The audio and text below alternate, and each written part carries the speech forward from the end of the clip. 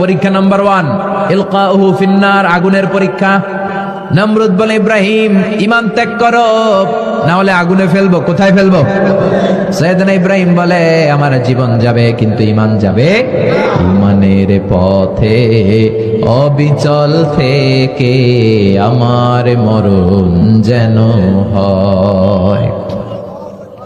তোমারই কাছে মিনতি আমার, তোমারই কাছে মিনতি আমার, মহামহিম দয়াময়। ঈমানের পথে অবিচল থেকে আমার মরণ যেন হয়। পড়ে নামেন। নমরুদ বলে, ইব্রাহিম ঈমান ছাড়ো, তা না হলে আগুনে ফেলবো। ইব্রাহিম বলে, জীবন যাবে কিন্তু ঈমান যাবে। আগুনে ফেলে দেয়া হলো। ঈমান হারা করতে পারে নাই নমরুদ। তার মানে আগুনের পরীক্ষা মানে কি ফেল না পাস? পরীক্ষা নাম্বার 1।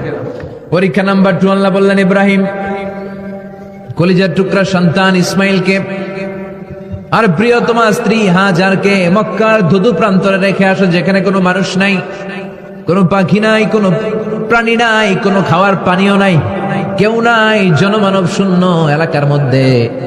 ফ্যামিলির সবাইকে রেখে আসো, ইসমাইলরেও রেখে আসো, হাজারকেও রেখে আসো। কোনো টু শব্দ করলেন না।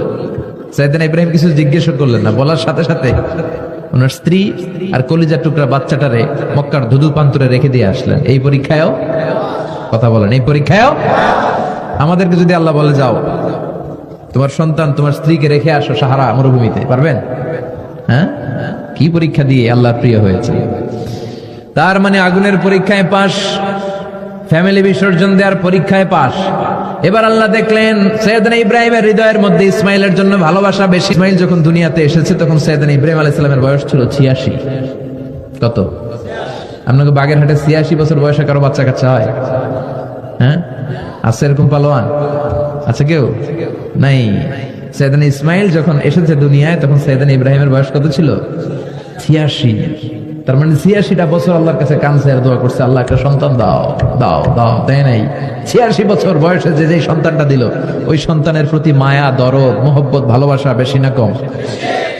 আল্লাহ দেখতে চাইলেন ওই ছেলের জন্য মায়া বেশি নাকি আল্লাহর জন্য বেশি।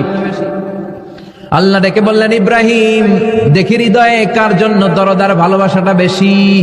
যাও আমার সন্তুষ্টির জন্য 86 বছর বয়সে পাওয়া কলিজার টুকরা দুধের বাচ্চা ইসমাইলকে জবাই করে আমার খুশি অর্জন করো।